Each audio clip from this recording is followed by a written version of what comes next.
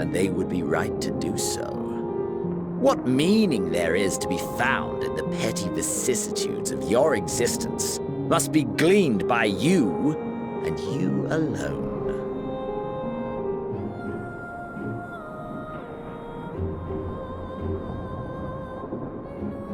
Should you seek it in battle in the fruitless pursuit of my demise, then come.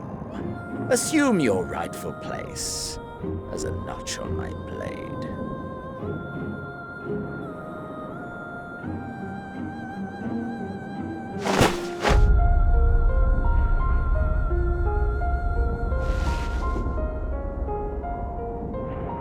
You are a blight on the Garlean race. And there would be no more satisfying way to expunge it than by beating you to death!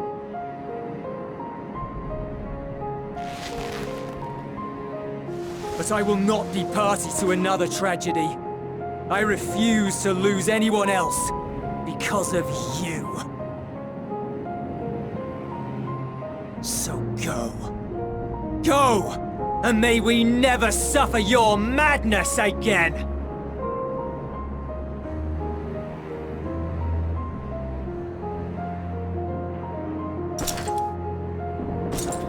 Xenos!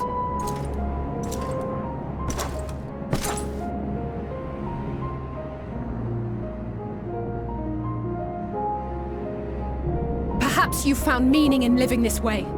I cannot deny you found strength. Yet if you only pursue your hedonistic pleasures and pay no heed to the plight of others, then no one will give you the time of day.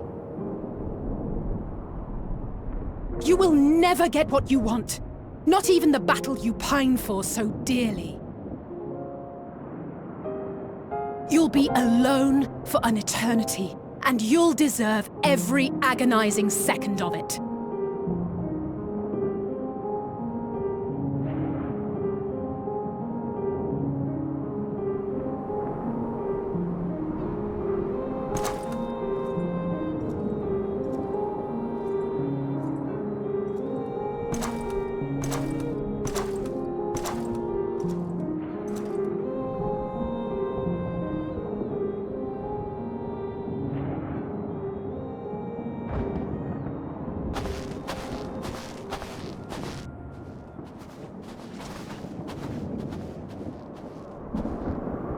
We're ready to depart. The refugee ships will be leaving shortly, but I've asked mine to remain for the time being. There's room enough for you to join me on it, if you wish.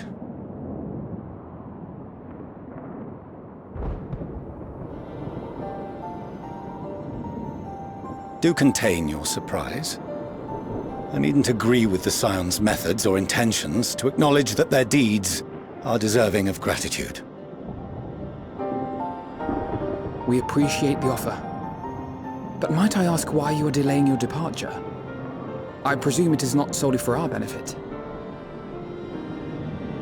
I must visit Garlemald ere we return to Sharlayan. Having caused such an uproar, 'tis only meet that I explain myself to the Ilzabard contingent.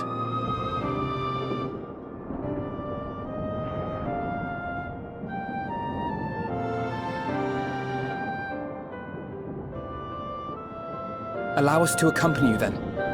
We should be glad to facilitate, given our familiarity with all concerned. If you would like to join as well, Eulus, we can speak of recent events on the way.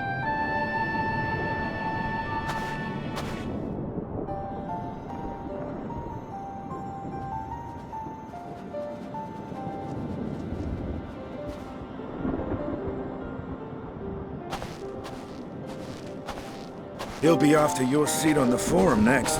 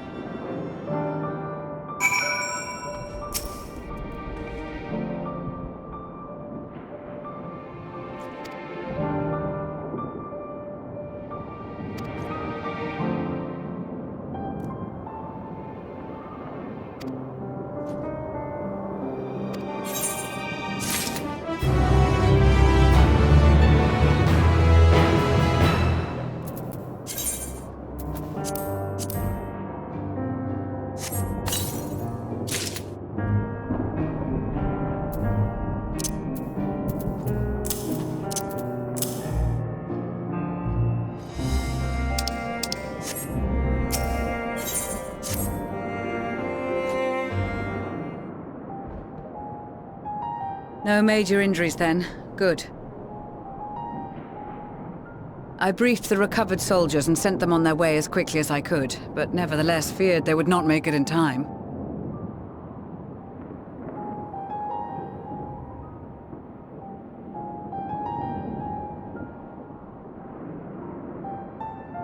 The additional support was invaluable. Your men saved more than a few lives.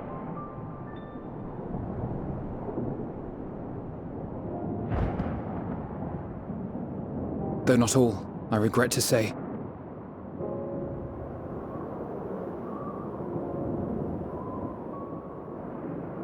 I take it that I'm addressing Lucia Junius. I'm the Forum's envoy, Fortuneau Leveilleur. And you are owed an explanation for these most dire developments.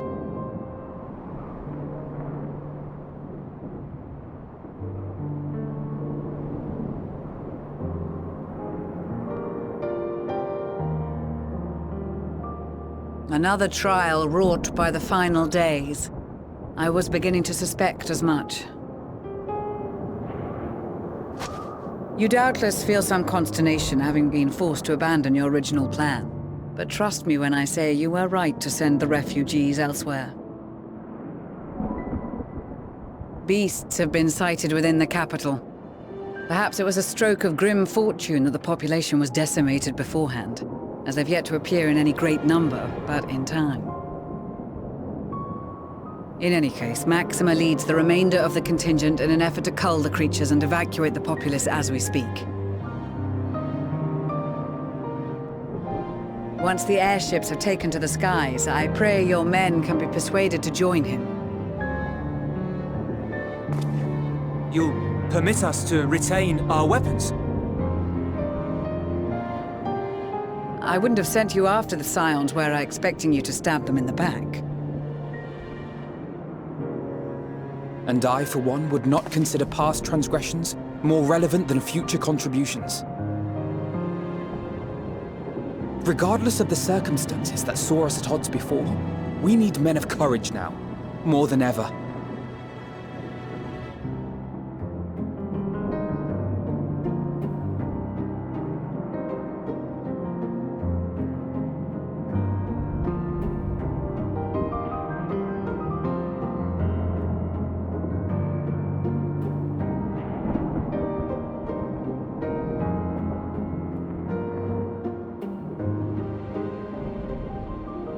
We swore to defend Garlemald, and so we shall.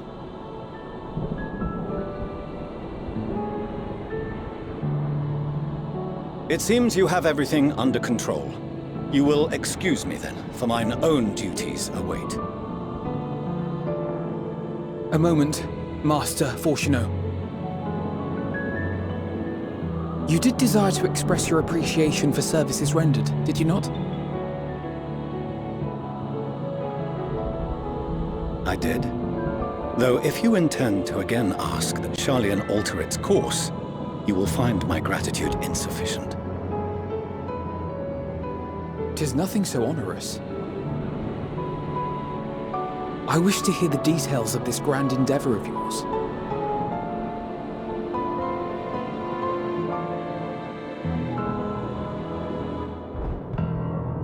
Do you swear to listen and to learn, and not to embark upon some scheme to impede us? I swear.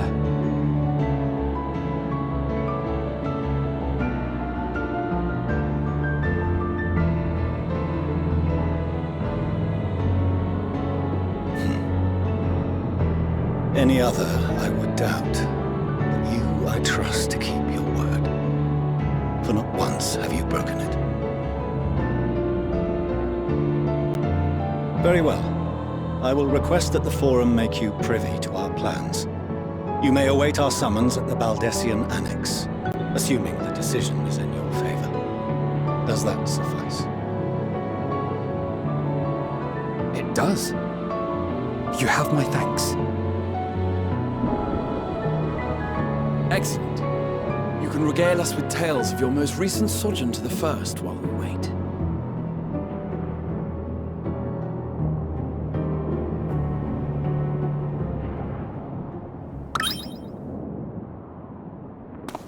Did you hear something just now?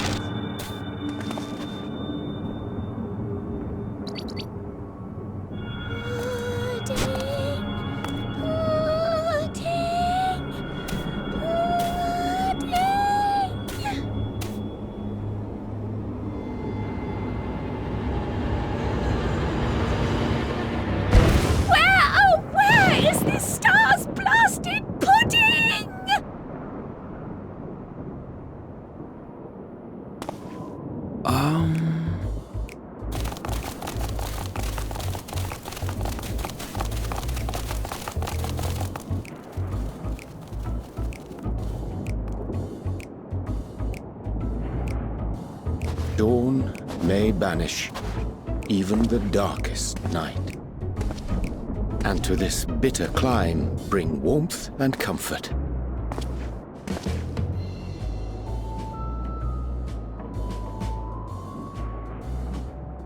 'Tis heartening to see such an assembly upon my return. I thought often of you whilst I looked down upon our star's brilliance from the moon above. Yes, but what are you doing here? And dressed like that? Aren't you cold? Verily, I fear for my health should I proceed to expound upon our purpose ere I procure more suitable garments. Then allow me to summarize. We're here because none of you lot are up there. Nor has anyone deigned to send word about any changes in the plans.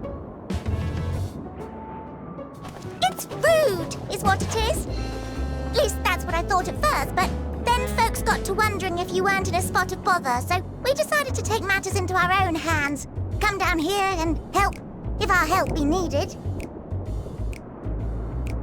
So she says, but it's also something of a convenient excuse to visit Etheris. Oriange made it sound absolutely marvelous. More so before the impending doom, but still. And it's not like there will ever be a better time.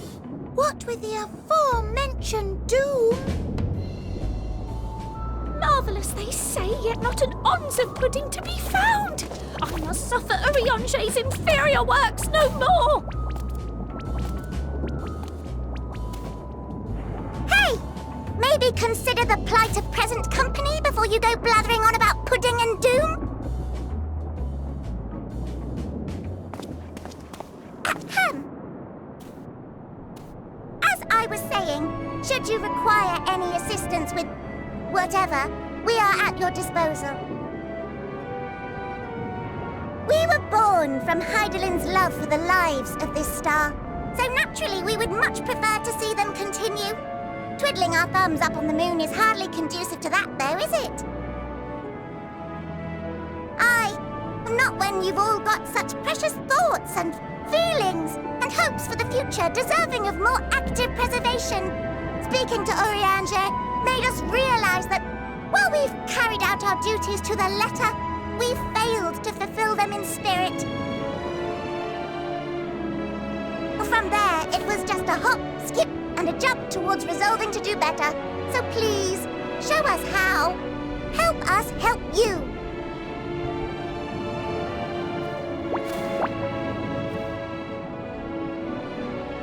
Forgive me, but are they... Thy distant collaborators, indeed. Hail, fellow, well met.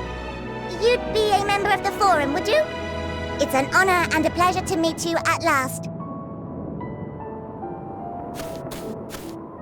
I'm Livingway, Heidelin's right paw.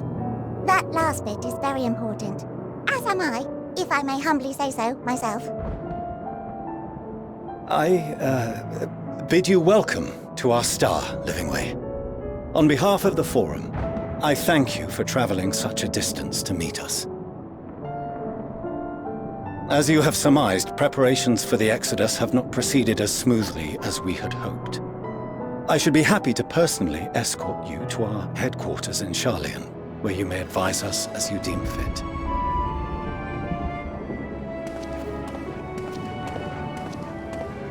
'Twas with reluctance that I set aside the great work of readying the moon for habitation. Be assured that I did so only after the Loperids made plain their earnest desire to come hither, and I myself felt a growing certainty that their contributions here would prove invaluable. 'Tis trite, perhaps, but I followed my heart.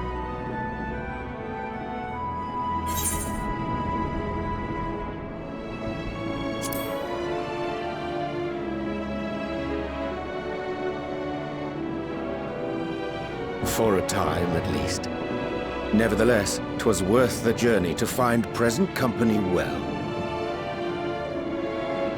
Wilt thou attend us at the Forum and lend thine own wisdom?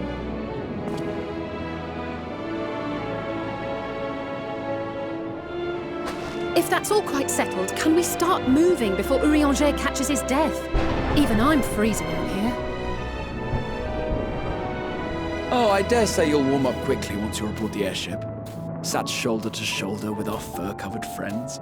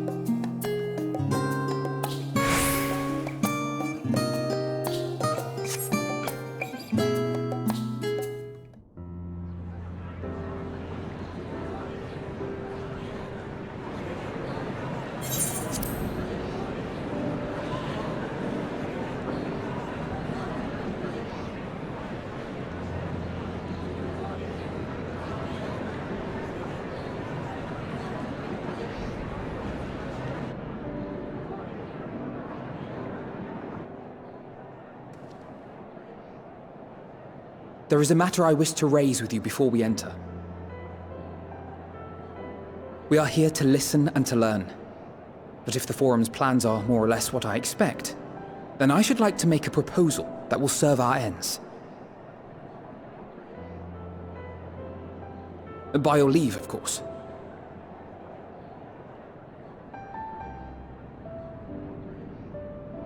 I don't see why not. Your words and wits have gotten us this far. Agreed. I will present our queries so that you may consider the most advantageous way to advance your proposal without distraction. Thank you, everyone. If I may have your attention, the ad hoc session will now commence.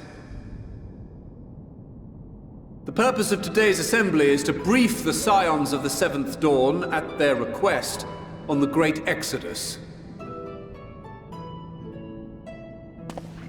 You may enter.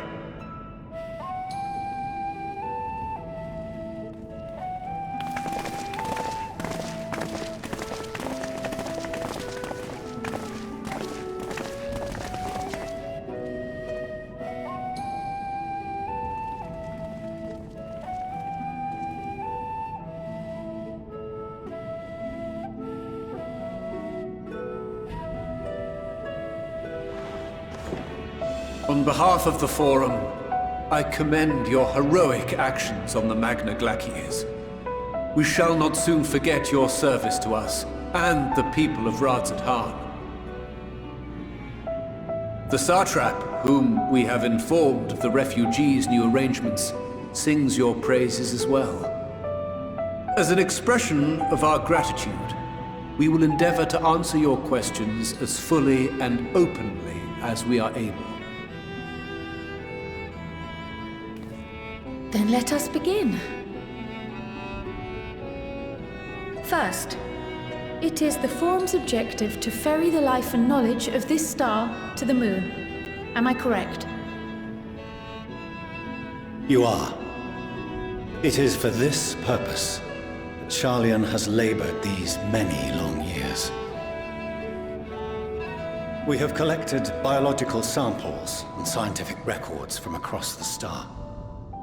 When the time comes, they will be moved from their places in Labyrinthos and Numenon and conveyed to safety. Once that critical task has been accomplished, we will begin transporting the Sharlayan citizenry, which has been categorized into groups. The earliest arrivals are to ensure hospitable environs for those who come after.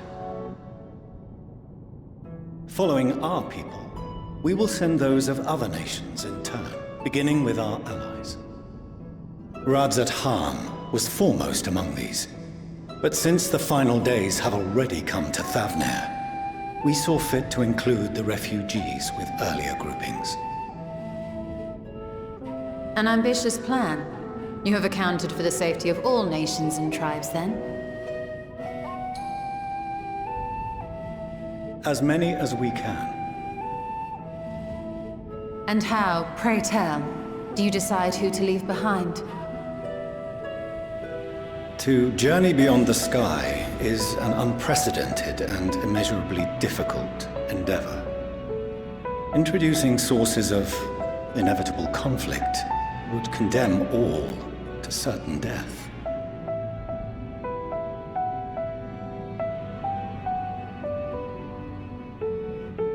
Questions as to the validity of that approach aside,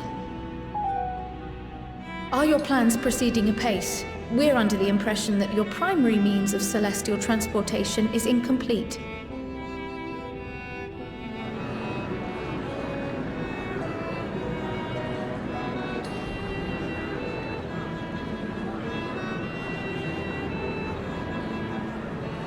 If only in that it does not meet our optimal parameters, that is correct. This Ark, as some have taken to calling it, is fully operational and could be launched even today.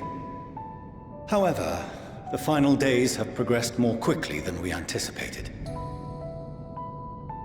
At present, the ship is incapable of attaining speeds sufficient to meet our evacuation targets. Should we put the vessel into service, as it is now, we will be unable to travel to the moon and back quickly enough to complete the necessary number of trips. Precious lives and knowledge will be lost. 7 hells. Is there anything to be done? The ether burner, the primary means of propulsion once the craft is in the space between stars, is undergoing testing to determine whether it can be made more efficient. Though cargo is being loaded for the initial phase of the Exodus, we are prepared to continue our experimentation up to the day before launch, should it prove necessary.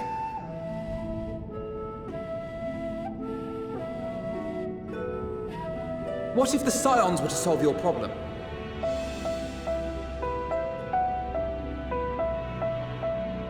We shall help devise a means to improve the ether burner's efficiency, on 2 conditions. If we succeed, you must allow us to meet with Hydaelyn.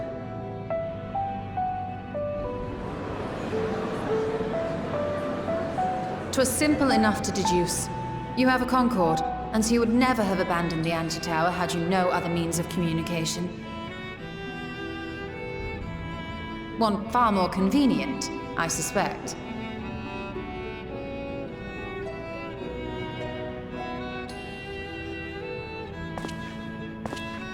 The second condition, also to be met upon our success, is that we be permitted to propose another use for your Ark.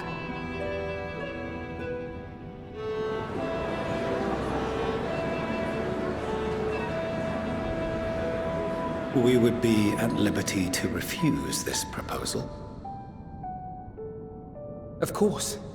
If we cannot prove its merit to the 99 here, who are we to stake on it the lives of all peoples of this star?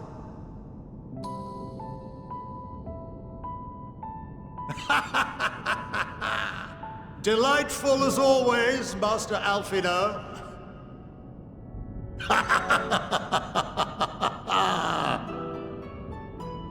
Oh, we couldn't have asked for a finer plan. Allow us to solve this complex engineering problem of which we were entirely unaware until moments ago. What could possibly go wrong? The satire writes itself.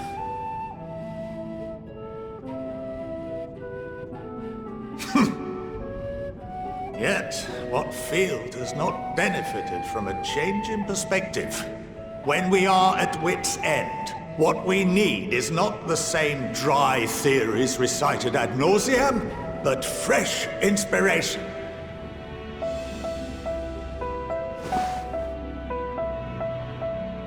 I, for one, have faith in my erstwhile students to provide it, and I find their terms to be perfectly acceptable.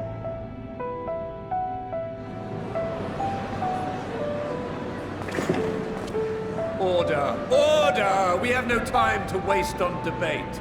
I call a vote. All in favor of agreeing to the Scion's terms?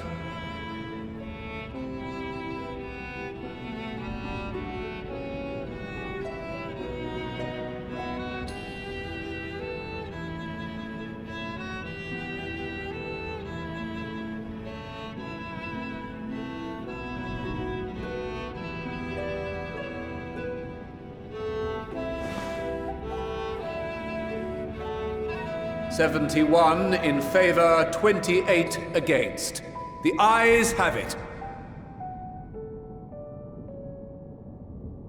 Fortuneau, as the architect of this project, you are the best candidate to show them its current state. And bear in mind that regardless of your personal misgivings, this is the will of the Forum.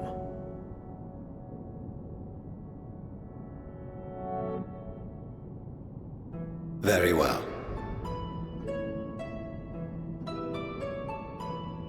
I call this session to a close.